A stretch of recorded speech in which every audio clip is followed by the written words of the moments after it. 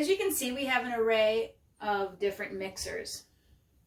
You've got your cake baking style, good memory of licking the beaters as a kid, or not, I'm not sure, I do.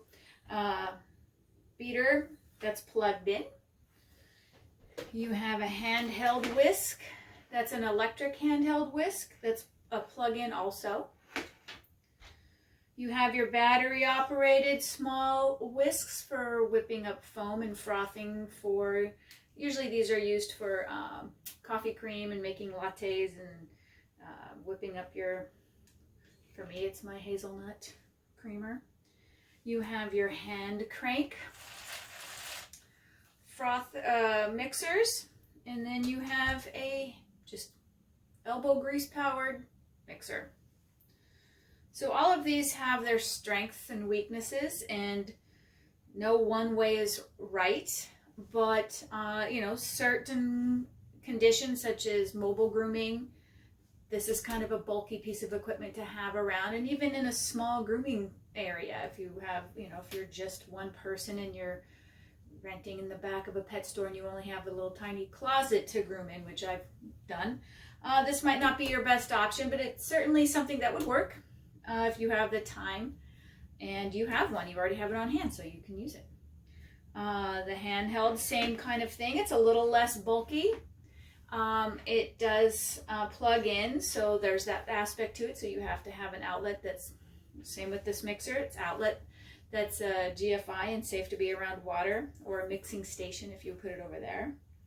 And it's fairly bulky. I've had this on my mobile grooming unit, and yep, it's taken a spill a couple of times, and not this one in particular, but they've taken spills and they can only handle 1 or 2 times of that.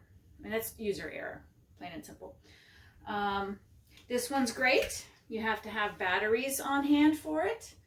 And I did get a couple, and they have an extra whisk because I've bent this one, so it kind of is cattywomp, so I bought another attachment to replace it with.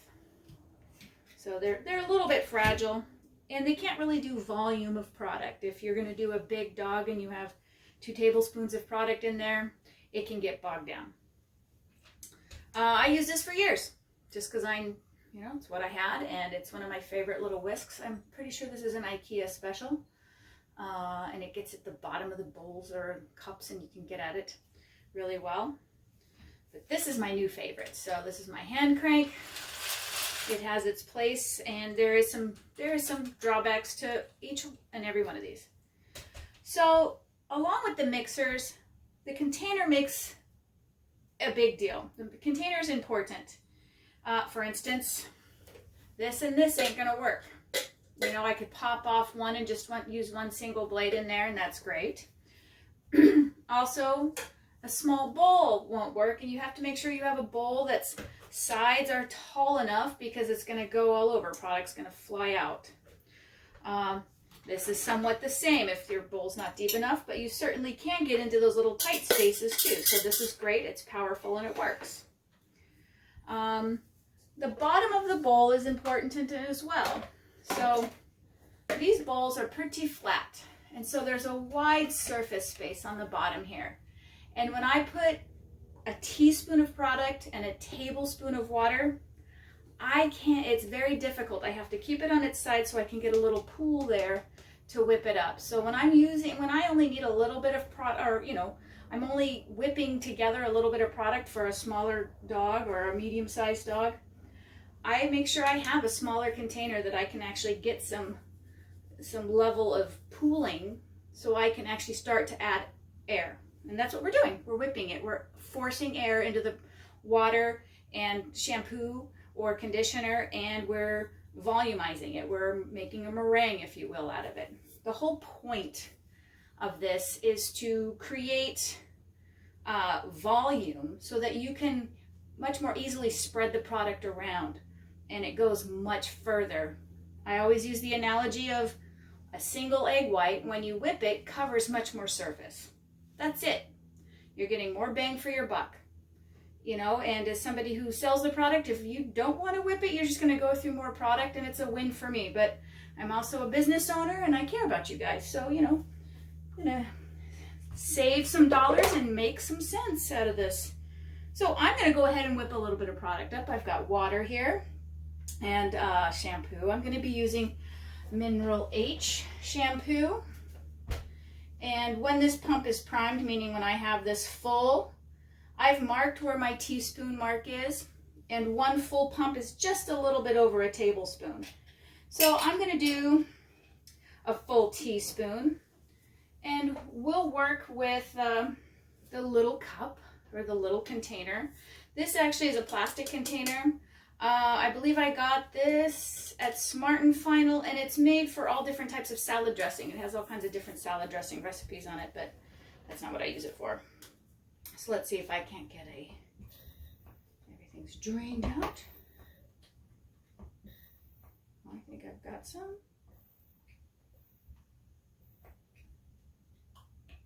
Okay, I think we're primed. All right, so I'm gonna fill that up. That's 1 teaspoon.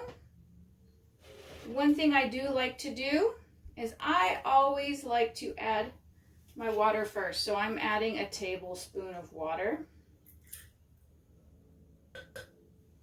to this product here. Because if I can keep it from sticking to the bottom of the container, all the better. Get every last drop. Every last drop. Over here. Great. All right, so I'm going to start with my little whipping whisk. I enjoy this whisk. It works great. But like I said,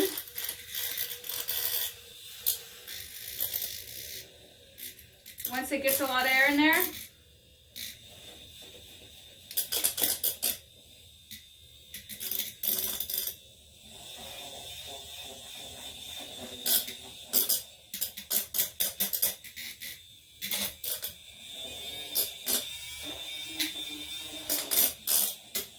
yep, that's looking good.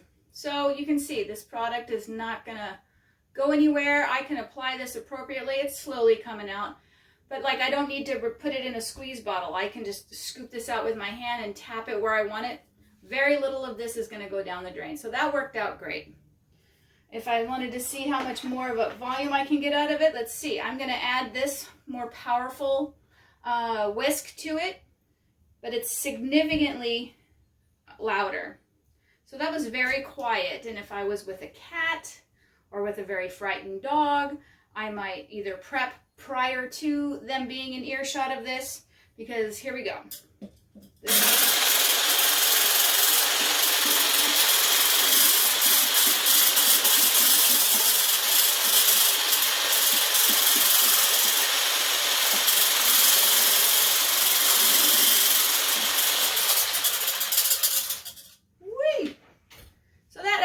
Did create quite a bit more volume and added a little bit more air. So there you go. I'm going to say that between these two, you know, this is convenient and quiet and small, but this one's going to save me more money, and honestly, it's going to do it a lot faster. So there's that. So, woo, look at that. None of this is going to waste. My lucky kitty cats are getting a bath after this. So now I'm going to show you with the handheld mixer that I used for years on how this works. It's, you know, obviously it's not electric powered, so it's not going to work as fast or probably give you as much volume, but it certainly is sufficient. And, you know, no shame in this mixing game. I like, you know, and additionally, I always like to try to make sure the water's warmer. It just helps break down and smooth out the product, the shampoo a little bit more, and adds to, you know, so you don't have to worry so much about it. You know, cooler water is going to be fine, but it'll definitely help the frothing process and helping to volumize and whip the product up. So, you know, it's the product sitting in the bottom of the bowl, as you can see. Oh, maybe not. Yeah, it's stuck to the bottom of the bowl there, which is not you know, I don't prefer that. So you do have to make sure and be cognizant of getting that off. I'll try to mix it so you can see it.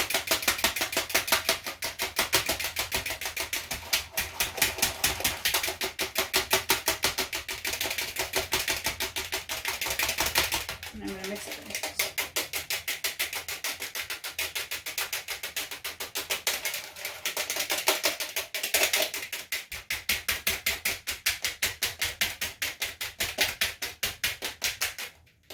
Works. You know, definitely got some volume there, but I wonder if I can get a little bit more, but since this is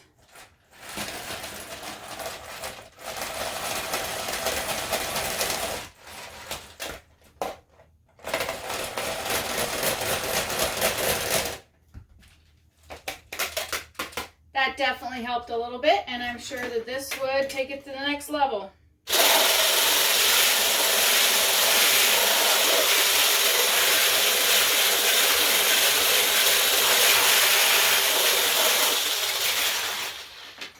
So there again, you know, isn't that cool?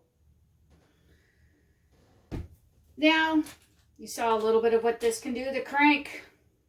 Now I use the crank in the mobile unit in my pop-up rubber mixing container.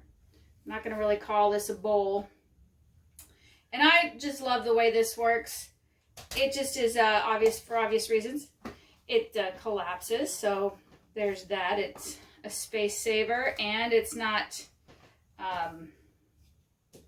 you know, it's not, doesn't break as easily. I'm sure I'll find a way, but it doesn't break as easy. And it's kind of fun. It's like pulling a rabbit out of a hat or something. Once again, we're going to get some water first. My tablespoon of water. And some product. Nothing like Mineral H shampoo. Mineral H is a lovely, lovely product. Especially, I love it, especially for cats. I have a fluffy kitty and then a not so fluffy kitty. They both shed like crazy.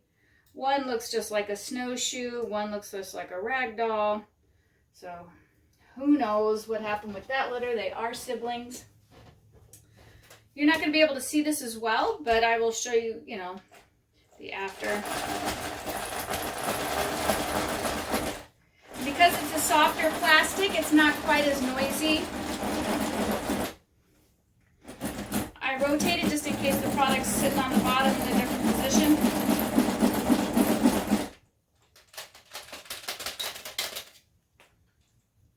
Look at that meringue. It's all whoop-de-doo. Whoop-de-doo.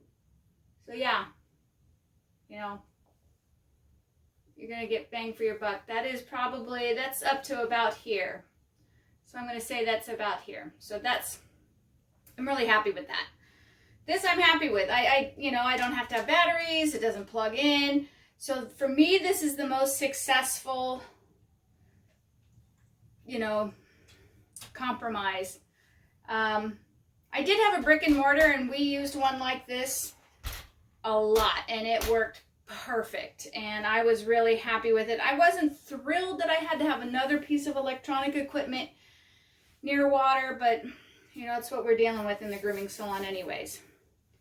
So that about covers, well, there's also the old school shake it up, mix it jar. You know, I don't have one. People use a jar that has that wire ball in it, and they give it a go. Give it a go. I have something that I do with that helps with grooming. Hold on 1 minute. Used all the time, especially with friends and other groomers. And then the fun part.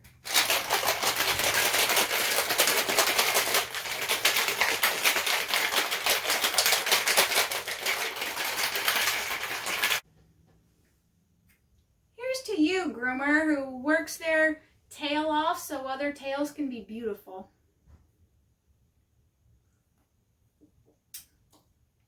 Not too shabby.